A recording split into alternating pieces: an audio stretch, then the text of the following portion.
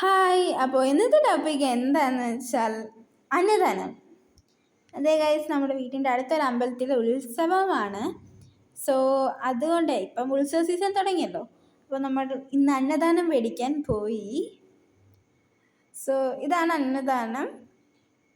ഇതിലാണ് അത് തന്നെ. ഇതിൽ സോയ കറി ഉണ്ട്, ഇത് എന്തുവായിരുന്നു, ഇതിലായിരുന്നു സാമ്പാർ ഉണ്ട്, ഒരു കിച്ചടി ഉണ്ട്, മാങ്ങാച്ചാറുണ്ട്, പിന്നെ നമ്മുടെ ആസ് യൂഷ്വൽ പായസം, പിന്നെ ചോറും. ഇത്രയാണ് നമ്മൾ ഇതിൽ ഞാൻ പറയുന്നത് എന്താണെന്ന് വെച്ചാൽ, നമ്മൾ എവിടെ പോയി ഫുഡ് കഴിച്ചാലും ഈ അമ്പലത്തിലെ അന്നദാനത്തിൻ്റെ ടേസ്റ്റ് അതൊരു വെറൈറ്റി ടേസ്റ്റാണ്. നമ്മൾ ആ ഒരു ഉച്ചയ്ക്കൊക്കെ പോയി ഒരുപാട് ആൾക്കാരൊക്കെ നിൽക്കുമ്പോൾ പോയി നമ്മളിങ്ങനെ ക്യൂ ഒക്കെ നിന്ന് പേടിക്കുമ്പോഴുള്ള ഒരു ഫീല് നല്ലതാണ്.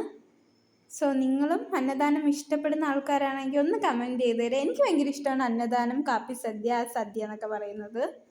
അപ്പോൾ ഇന്ന് വൈകിട്ട് ഞാൻ കാപ്പി സദ്യക്ക് പോയി മേടിച്ചു. അപ്പോൾ ഞാൻ ഈ കാപ്പി സദ്യ കഴിച്ചപ്പോൾ ഈ കാര്യം തന്നെയാണ് പറയുന്നത്. എനിക്ക് ഭയങ്കര ഇഷ്ടമാണെന്നൊക്കെ ഉള്ളത്. അന്നദാനം സദ്യനെയൊക്കെ കുറിച്ചാണ് പറയുന്നത്. സോ ഇന്ന് നമുക്ക് എല്ലായിടത്തും ഇഡലി സാമ്പാറും ആയിരിക്കും. ഇത്തവണ എന്നല്ല, ഇന്നലെ ഇഡലി സാമ്പാർ ആയിരുന്നു, പക്ഷെ ഞാൻ പോയില്ല.